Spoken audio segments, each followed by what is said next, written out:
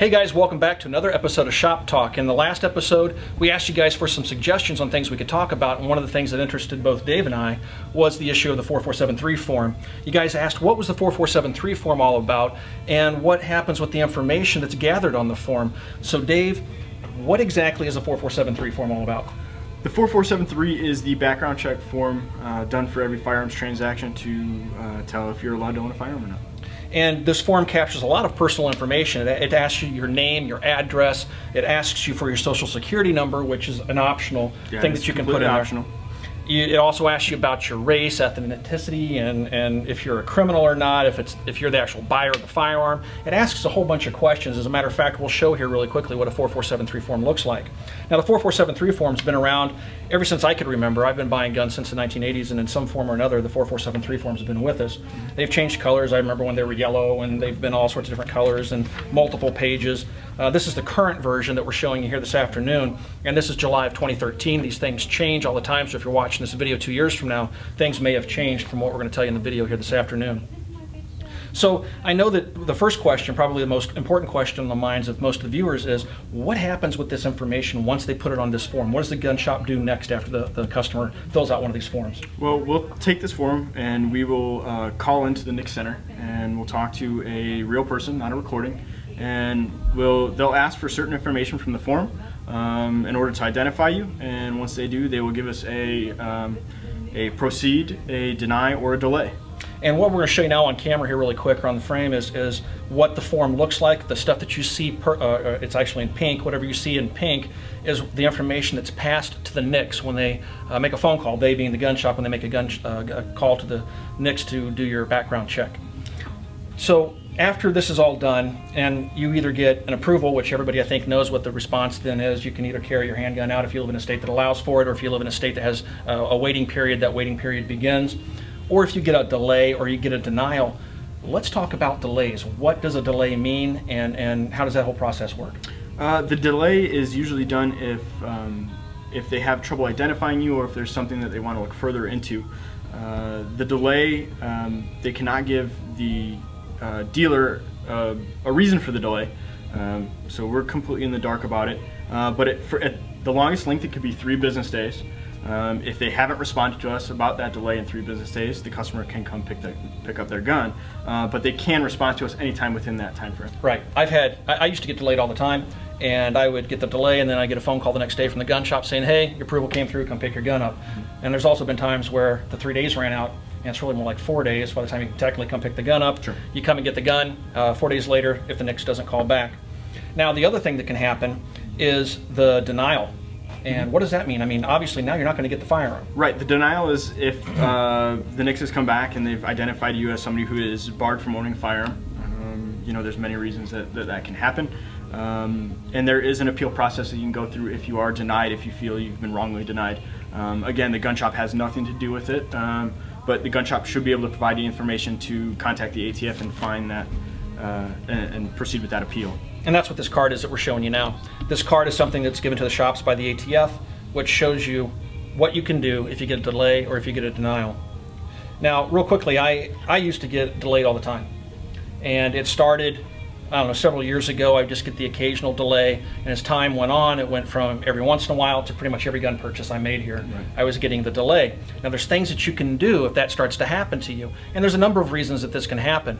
Dave, what are some of the reasons that folks get delays? I mean, you're talking about security background checks in the past and things like that. Right. Again, they can't tell the dealer right off the bat why. So the dealer has no idea. The only reason know some of the reasons is some of my customers that have been delayed have come back and told me the reason. They contacted the ATF. One of the most popular reasons is that you have a common name. So John Smith, Johnson, those common names. There's a lot of people with the same one, and they want to make sure they have the right one, so they will delay the form till they can do further review. Another one is a lot of ex-military that have high security clearances.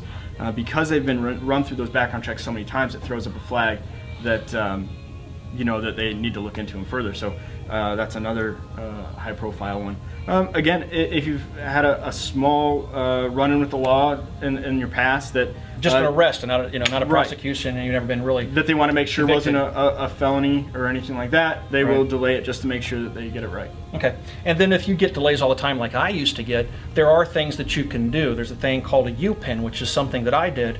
And to get a U-PIN number, basically what you have to do is fill out a bunch of paperwork. It's a lot like buying an NFA item like a short-barreled rifle or a suppressor. You get this packet that the ATF can send to you or your gun shop can give to you. You fill this information out, you mail it into the ATF. Then the ATF gives you a unique identifying number that you must keep with you when you make a gun purchase, and there's a form field on the form where you can put that U-PIN number in, and then that gets rid of the delay. And that's what I've ultimately done, is I've gotten that U-PIN number. Now it does extend the amount of time that it takes to get the approval back from the NICS because it automatically goes for review. So what that means is they call the original NICS agent. The NICS agency is told that there is a U-PIN number, then immediately that gets referred to one of their managers or something along those lines. Right. A second review, then that person has to approve the process. So it takes a little bit longer, be patient, but you will be able to take your firearm home, again, if you live in a state that allows you to cash and carry. So then what are some of the other things that we should talk about? I mean, one of the things I do want to talk about is the multiple gun purchase. Sure. And the information about the firearm. Inside the form, the shop will take the serial number of the firearm that you've purchased and put it into a form field. If you make multiple gun purchases, all those serial numbers go into this field. Now, the gun information itself is not passed to the NICS, correct? Correct. But So, what happens if they buy multiple handguns, for example?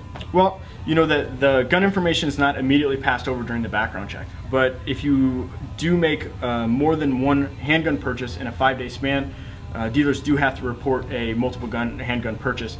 And that's really, some people are kind of weary of that, but it's kind of to ensure that they can look over that and make sure that people aren't buying mass handguns possibly for sale on the street Gun or anything trafficking, like right. Exactly. Well, while we're on the subject of gun trafficking, one of the questions on the form, now when you fill out the form, there are some questions that are very personal in nature. And of course, the first question on the form that you have to answer is the gun for you? Are you buying it for yourself? Now, this is where we get into the whole issue of a straw purchase. If you go into a gun shop and you're buying a handgun for somebody else, that's technically considered a straw purchase. Now, there are exceptions to this rule. Like, I can go out and I can buy a .22 rifle for my brother-in-law for Christmas. I mean, that's accepted. But if you go into a gun shop with somebody else and you're knowingly buying a handgun or a rifle or a shotgun for a convicted felon, somebody that's been deemed to be mentally incompetent or whatever, they're excluded from owning a firearm, that's a straw purchase, and that can land you in prison. What is the whole straw purchase thing going on from the gun shop perspective? What are some of the things the gun shop guys behind the counter are looking for? I mean, and again, you can't get mad at the gun shop for this, but you guys run the very real risk of losing your license if a straw purchase goes through. Sure. The dealer and the individual salesman are really responsible for making the final decision on each individual transaction, whether that firearm is really for the person that's filling out the form. You get all sorts of different combination of situations. Sure. And it really, there's a lot of gray areas in there, and it's really up to the salesman to make a responsible decision. And if they even get an inkling of a doubt whether that person is being truthful, they will stop the sale. Right, if they're following the rules. Correct. And that's why you don't want to joke around with the salesman behind the counter. You don't want to joke around saying, yeah, let's get this gat and go out and knock off a bank. I mean, if you do anything, if you come in smelling of alcohol, if you come in smelling of dope or anything Right. that sets off a red flag with that salesperson, by law, they cannot let that transaction go forward, and you can't get mad at the gun shop for it. And it's, I like to equate it a little bit to, if you're going through a security checkpoint at an airport, you don't make Talking about bombs. Exactly. So, you're going through the question, someone can seem humorous. Just don't, joke inappropriately, because that can set off a red flag. And, if we have an assumption that you're talking truthful, not everyone gets, Right. humor and sarcasm.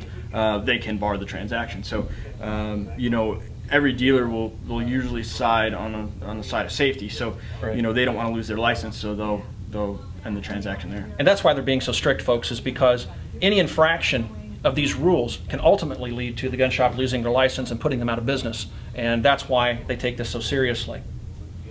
So what are some of the other things about the 4473 form? I know that a lot of folks are concerned about the information going to the NICS, but what happens with this information after a certain period of time? Like, you guys are required to keep this information for 20 years. 20 years in store, at the residence that your FFL is licensed at.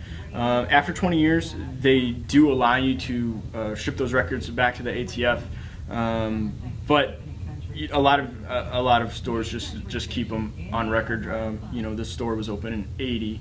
Our other store was opened in '52, and we've had the record since '80, still here in house. So the store has the option of keeping the records indefinitely. Sure. But after 20 years, the store can elect to send the records to the ATF. And honestly, folks, I have no idea what the ATF does with them. If they're scanning them into a database, which would be against U.S. law, but I mean, we have no idea what they're doing with those forms. So it's kind of cool, like Bly Sports, they actually keep those records in the store. But the ATF, during an investigation, can come in and ask to see records. Oh, absolutely. They can't take them out of the store, but they can come in and say, hey, we're doing an investigation. And Give us your 447 a lot of forms. times that's the only way that they'll know any personal information about your residence or the gun that you bought is Right. if they actually come physically into the store and have you pull the form and they check the form, which happens very rarely. Yeah.